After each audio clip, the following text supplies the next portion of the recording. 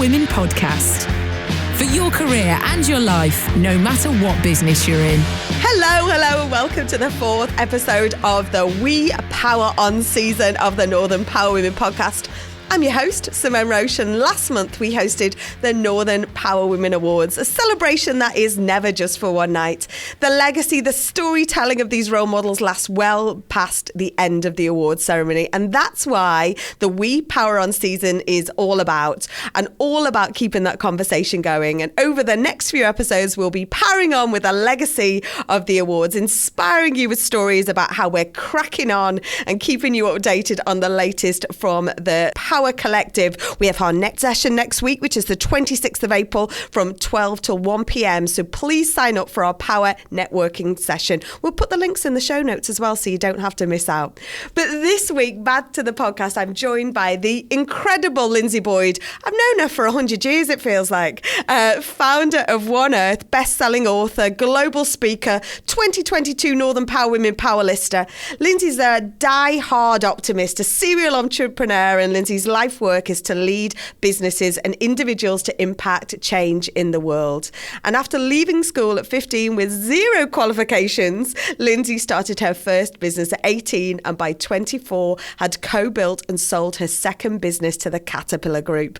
Linzi's fourth business, One Earth, is a purpose-led platform committed to kickstarting the global economy and leading with purpose. They connect the local and global trade community to a virtual society which provides opportunities to learn from each other. So up our street. I totally love everything that you've ever done and what you're doing now. Welcome, Linzi, to the Northern Power Women podcast. Thank you so much for having me, Simone. And we have known each other for so long, and I appreciate you bringing me onto your podcast today. So thank you. Do you know, it's great putting you in the hot seat for a change. You know, we met all those years ago when you created the business of brand, and it was right at the start of my journey where I was working out what on earth I am, what I'm doing, you know, and you always talked about how, you know, this is about curating the space, you know, and I've always used that sort of, that phrase about, you know, giving people that opportunity, that platform and that voice. So, you know, I'm delighted to have you here today, and you are a serial entrepreneur, right? And we know that far fewer women than men are entrepreneurs. So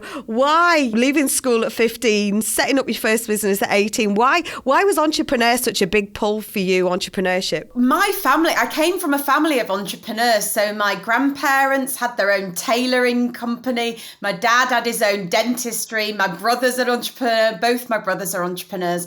And at a very young age, I stood in the kitchen with my mum, and I must have been like 11, and said, you know, I think I'm going to leave school.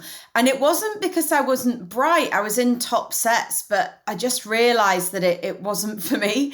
And my mum kind of looked at me like I had two heads going, what are you going to do with your life? And I said, don't worry, Mum, I'm going to be as big as Oprah Winfrey. My mum, obviously at that point, thought I'd lost it. And at 15, I did leave school, and I went on to start my first business at 18, which was in the retail space. I'm from Leeds, and I opened a shop in Leeds in the Victoria Quarter. And I was lucky enough to have a very famous footballer's wife work for me. And it gave me my first taste of what brand could do for your business. And our clothes literally walked out of the shop. And when I sold that company, I took all that knowledge of kind of retail and sales and took it into my second business, which was the one that I set up 7 distribution channels around the world. And I was 21 to 24 manufacturing shoes in Korea. And we had the shoes in the design museum next to Evian bottles. And that's what I sold to Caterpillar when I was 24. Wow. I mean, that is amazing how you even know, you know, we've just talked about the challenges around entrepreneurship, but how you even knew where to go or where to get that information. You talked about having this person who was, I suppose, an influencer who worked for you, and your mum, and you telling your mum you were going to be as big as Oprah Winfrey. But what inspired you? You know, where did that ambition to think so big come from? Well, it was interesting because at the age of 14, and my son is just turning 14, so this is quite weird for me, I went into Leeds every single week to a shop that was called Best Trading. I mean, it ended up being quite a famous shop. And I asked him every week for a year to give me a Saturday job. And in the end, he only gave me a Saturday job because I drove him so mad that he basically said, just give this girl a job. And I went in there and absolutely was the top salesperson he'd ever had. And he actually persuaded my dad to let me leave school and come and work for him in the shop. And I ran the shop for him at 16. And that's what gave me my first taste of going, I think I'm onto something here. I think I'm going to buy my own shop. And so I learned from him about running his shop at 16. And then I went and bought my own shop with the man 3 doors down, a lovely man called Martin Schneider, who is still there. He has accent. And I went into partnership with him at the age of 18. Wow. So, I mean, literally a trailblazer in being an advanced salesperson, being a networker, collaborating. I mean, such a lot to learn early doors, you know. That's education. It's that real vocational learning, isn't it? Did you just go by your gut as to this was the right thing to do? I've always gone by my gut. And, you know, anyone that works with me today knows that I'm very led by my knowing. I've always taught people that the strongest driver you've ever got in life is yourself, and you will take you and lead you. And when some people say, no, you can't, or you're never going to get there, or you're not good enough, or I've always thought, get to the back and I'm going to do this anyway. And I've had an inner drive and determination that's going to get me there. Now, what I will say, Simone, is the second company was the most stressful period of my life because I was 21 years of age. My friends were going to university and I'm in the factories in Korea, you know, and this was of a time when women were not in the factories in Korea, and Korea wasn't like it is today. Manufacturing shoes and then, you know, setting up distribution channels that I had no idea how to do or what to do. And there were no mentors. And we sold 150,000 pairs of shoes in the first season, which equated to a turnover of 5 million. It was crazy. So it was brilliant because I learned so much on the ground and probably one of the most stressful periods of my life. And what would you say, you know, you left school at 15 and look at all this education you picked up, distribution, being underestimated. You know, you were often mistaken for the work experience girl and not the owner. There's other people out there, you know, there's people, we've seen over lockdown, haven't we? There's been a massive growth in entrepreneurship. What would you say to those individuals out there who are getting overlooked or underestimated? And to stow that imposter syndrome, which we talk so often about on this podcast. The main thing, and this is what I instill in my kids as well, you do not need to be the best or the most talented. People think, I'm not good enough, I'm not the best, I'm not the cleverest. It really is, and you know this it's about determination. It's about belief that you can learn on the job. You only need to know a little bit more than the person next to you, to be honest. And I've always believed that as long as you're led by your purpose. So, you know, and you know this, remember who you are, why you're on this planet. What do you really want to do? And really drive by that vision and determination of what does that look like? And then don't worry about whether or not you are the best or the biggest or the greatest or the most talented. It's not about that at all. That's amazing. And I think by the time you've now launched your 4th business, what have you been messing around with for the last 20 years, you know, which is One Earth, which, you know, we've spoken about before, you know, remembering who you are. Is this what led you to kind of create the One Earth and this purpose-led business that you've created? Yeah, look, I say to people that my first 3 businesses, and remember, I only started One Earth in my early 40s actually, and the first 3 businesses were my college course. And I learned my trade. Now, I know I had very successful companies. My first 3 companies. My 3rd company, you know, I went on to build some of the most famous brands on the high street.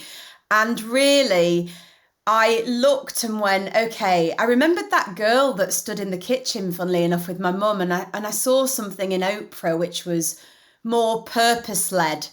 And I really looked and went, okay, I need to build the business that's going to be my legacy project. I want to shift the world into a new era through the eyes of brands. I want to build brands that are going to shift industries and make a positive change in the world.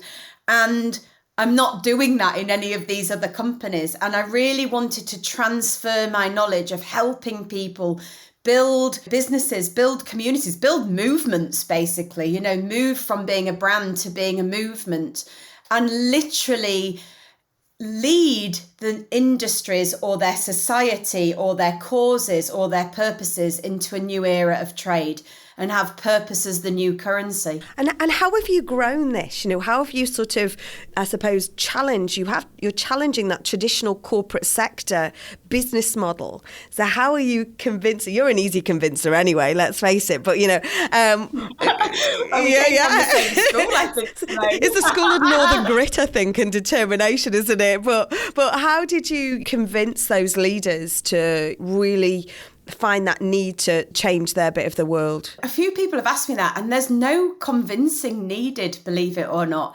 We attract agitators of change, and I know we attracted you as well, being a massive agitator of change. And we really attract those people that are scratching for something different.